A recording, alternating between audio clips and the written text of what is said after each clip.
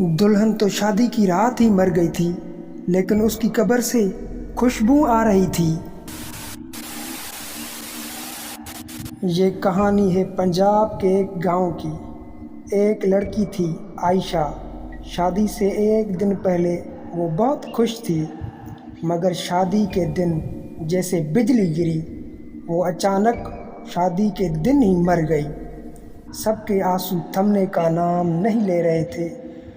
باپ نے کہا، میری بیٹی کو اسی لباس میں دفن کرو، کیونکہ وہ دلہن بننے کا خواب دیکھتی تھی۔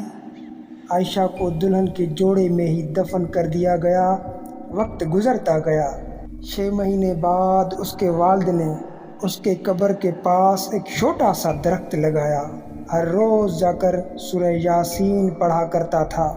ایک دن جب وہ وہاں پہنچا تو اس نے دیکھا کہ قبر کے آس پاس خوشبو پھیلی ہوئی تھی، جیسے کسی نے ابھی ابھی عطر چھڑکا ہو۔ پاس والے قاری صاحب نے کہا، یہ ان روحوں کا سکون ہے جنہیں قرآن کی تلاوت سے راحت ملتی ہے۔ اس دن کے بعد لڑکی کے باپ نے سب گاؤں والوں کو کہا، اپنوں کے لیے دعا کرتے رہا کرو، کیونکہ مٹی تلے سوئے ہوئے لوگ بھی تمہاری دعا سے مسکراتے ہیں، چاہے وہ مسکراہٹ ہمیں دکھائی نہ دے۔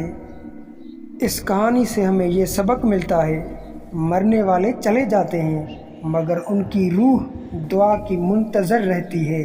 قرآن، دعا اور صدقہ، یہی وہ خوشبو ہے جو قبر تک پہنچتی ہے۔